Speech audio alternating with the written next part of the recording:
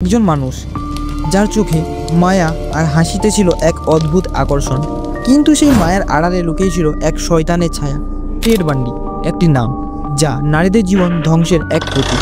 সে ছিল এমন একজন খুনি যার নির্মলতা মানবতার সব সীমা ছাড়িয়ে গিয়েছিল।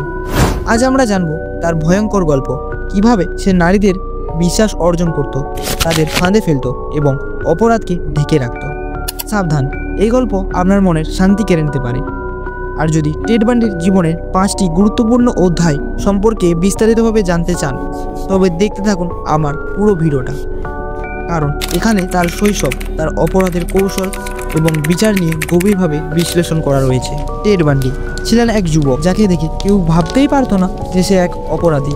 তার চেহারায় ছিল মিষ্টি হাসি এবং তার কথোপকথন ছিল এক ধরনের আকর্ষণ। সে মেয়েদের সাহায্যের ভান করত, কখনো বলতো তার হাত ভেঙে গেছে, কখনো বলতো তার গাড়ি খারাপ হয়ে গেছে। মেয়েরা তার প্রতি সহানুভূতি দেখাতে এগিয়ে আসতেই স্বীকার করত। তার মায়াবী চেহারায় লুকিয়েছিল এক শয়তানের মানসিকতা। যে হাত ভাঙার অভিনয় করত, সে হাতেই নারীদের গলাও চিপে ধরত। বান্ডি শুধু হত্যাকারী নয়, সে ছিল এক ধর্ষক। তার শিকার ছিল যুবতী মেয়েরা। সে প্রথমে তাদের ধর্ষণ করত এবং পরে নির্মলভাবে হত্যা করত। তার নৃশংসতা এখানেই শেষ হয়নি। মৃতদেহগুলিকে সে টুকরো টুকরো করে কেটে ফেলত। মৃত নারীদের দেহের উপর অত্যাচার দেখলে এটা প্রমাণ করত যে তার মন কতটা নৃশংস।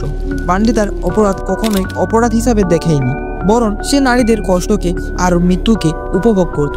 তার জন্য প্রতিটি ধর্ষণ ছিল এক ধরনের খেলা, আর প্রতিটি হত্যা ছিল তার জয়ের উৎসব। টেড বান্ডি বারবার পুলিশের হাতে ধরা পড়লেও তার বুদ্ধি আর মায়াবী চেহারা তাকে মুক্তি দিয়েছে।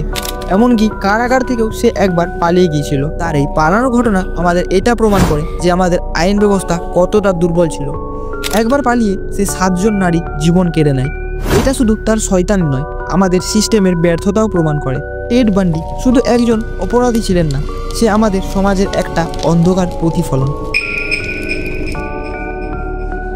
টেড বান্ডির শৈশব ছিল মিথ্যা, হিংস্রতা আর অবহেলায় ভরা।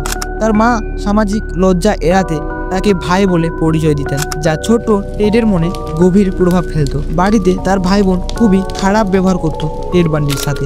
স্কুলেও টেড বান্ডি একা থাকতো, সে বন্ধু তৈরি করতে পারত না। ছোটবেলায় তার আচরণে অস্বাভাবিকতা দেখা যায়।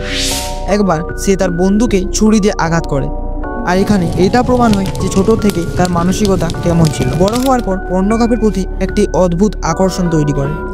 এখান থেকে তার মনে হিংস্রতা জন্ম নেয়। টেড বান্ডির শৈশবে এই কঠিন অভিজ্ঞতাগুলো ভবিষ্যতে তাকে সিরিয়াল কিলারে পরিণত করে।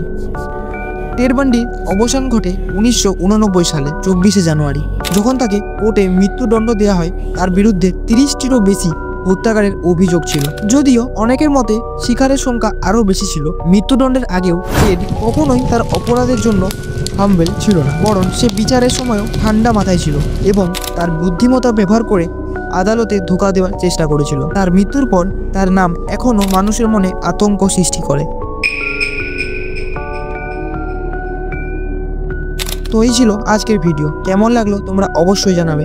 ভিডিও বানাতে অনেক পরিশ্রম করতে হয়, তাই তোমাদের অবশ্যই বলবো চ্যানেলটিকে সাবস্ক্রাইব করে ভিডিওটিকে লাইক করে দাও। দেখা হচ্ছে পরের ভিডিওতে। নমস্কার।